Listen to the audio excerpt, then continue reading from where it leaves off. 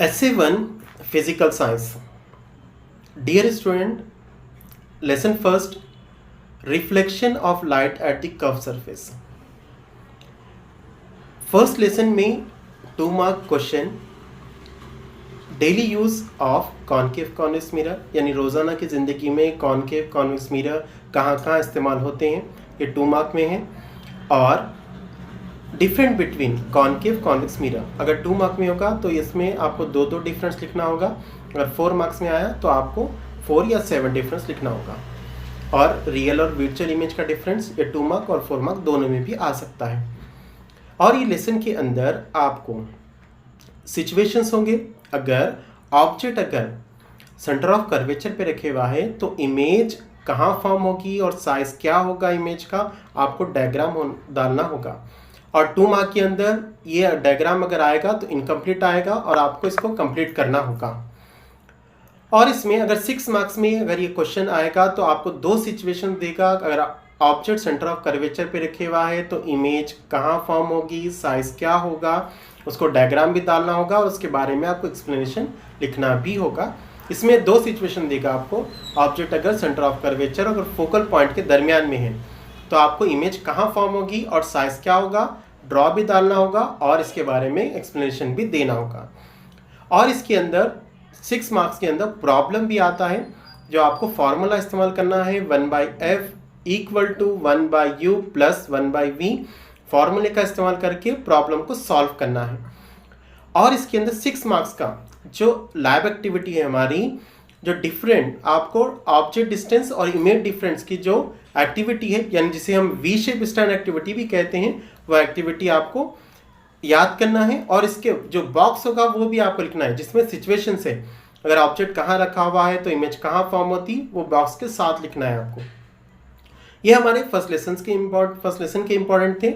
हमारे second lesson chemical equation में हम आपको reaction of zinc granules with acid, ये एक्टिविटी आपको लिखना है, जो हम कोनिकल फ्लास्क की एक्टिविटी भी कहते हैं, वो एक्टिविटी इंपॉर्टेंट है इसमें।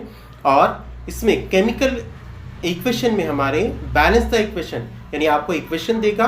ये 4 मार्क में आ सकता है। अगर 4 मार्क में अगर ये सवाल आया तो आपको पहले अनबैलेंस इक्वेशन लिखना है, फिर बॉक्स ड्रॉ करना है अनबैलेंस इक्वेशन का, फिर हम आपको इक्वेशन बैलेंस करके फिर उसका बैलेंस इक्वेशन का बॉक्स बनाना होगा 4 मार्क के अंदर। Lesson 3 acid, base and salts. ये लेसन में हमारे 2 मार्क क्वेश्चन है। हमारा बेकिंग सोडा, वॉशिंग सोडा और ब्लीचिंग पाउडर, ये 2 मार्क के क्वेश्चन है हमारे। और हमारे पास ये लेसन में 2 मार्क में हमारे आते हैं स्टमक का पीएच क्या होता है, और टूथ के और एसिड ट्रेन का पीएच।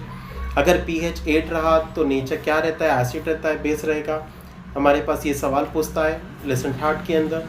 और लेसन 3 के अंदर जो हमारे 4 मार्क और 6 मार्क एक्टिविटीज़ है, जो reaction of acid with metal, ये इंपॉर्टेंट एक्टिविटी है लेसन की। और acid, reaction of acid, sodium carbonate और मेटल हाइड्रोजन कार्बोनेट के जो एक्टिविटी हमारी, वो इंपॉर्टेंट एक्टिविटी, जो हम 0.5 ग्राम सोडियम हाइड्रोजन कार्बोनेट और सोडियम कार्बोनेट जो लेकर एक्टिविटी करें, वो एक्टिविटी इंपॉर्टेंट है। और इसके अंदर वाटर क्रिस्टलाइजेशन एक्टिविटी इसमें इंपॉर्टेंट है।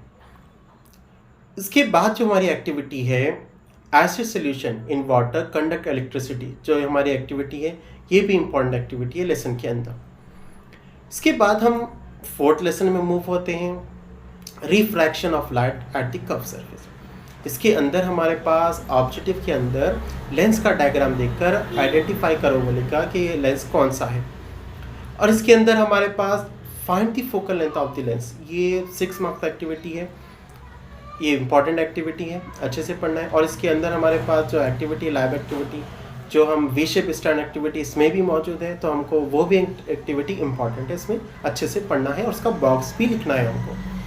इसके अंदर के सिचुएशंस यहाँ पे हमारे पास, जो हम फर्स्ट लेसन के अंदर सिचुएशन, उस तरह से हमारे 4th लेसन में भी सिचुएशन है। अगर हम ऑब्जेक्ट C1 पे रखेंगे तो इमेज कहाँ फॉर्म होती है, साइज क्या होता है। और ये 6 मार्क्स में 2 सिचुएशन देगा, जो आपको डायग्राम भी ड्रॉ करना है और उसके बारे में एक्सप्लेनेशन भी देना है। और इसमें भी आपको प्रॉब्लम दिया जाएगा, वो प्रॉब्लम आपको सॉल्व करना है, यानी आपको लेंस फार्मूले का इस्तेमाल करके प्रॉब्लम सॉल्व करना है। चलिए हम 5th लेसन में जाते हैं, human I and colourful world. इसके अंदर हमारे पास मायोपिया और हाइपरमेट्रोपिया, ये वेरी इंपॉर्टेंट आंसर है इसके डायग्राम्स के साथ। और इसके अंदर हमारे पास स्क्रेटिंग ऑफ लाइट, और इसके अंदर हमारे 2 मार्क में सवाल आ सकता है कि स्काई रेड क्यों होता है सनसेट सनराइज के वक्त, और ब्लू स्काई क्यों नज़र आता है। 2 मार्क के अंदर ये क्वेश्चन हमारे आ सकते हैं। और लैब एक्टिविटी में प्रिज्म की जो लैब एक्टिविटी है वो भी आ सकती है।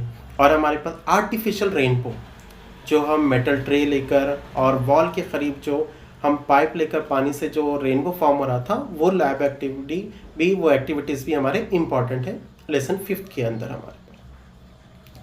देन उसके बाद मूव होते हैं हम 6th लेसन में, हमारा स्ट्रक्चर ऑफ आइटम के अंदर। स्ट्रक्चर ऑफ आइटम के अंदर डायग्राम, मोलार्स चार्ट और SPDF के शेप्स, ये डायग्राम इम्पॉर्टेंट है। और इसके अंदर हमारे पास इलेक्ट्रोमैग्नेटिक वेव का जो डायग्राम है वो भी इम्पॉर्टेंट है इसमें हमारे ये लेसन 6 के अंदर।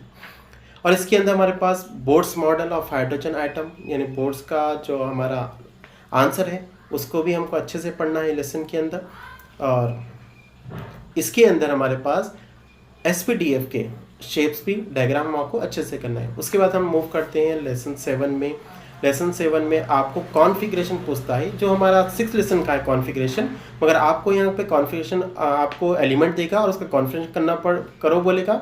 और उसका हमारे पास एटॉमिक नंबर भी पूछता है, और ये कौन से पीरियड और कौन से ग्रुप का है बॉक्स देकर इसके सवालात पूछता है हमारे पास।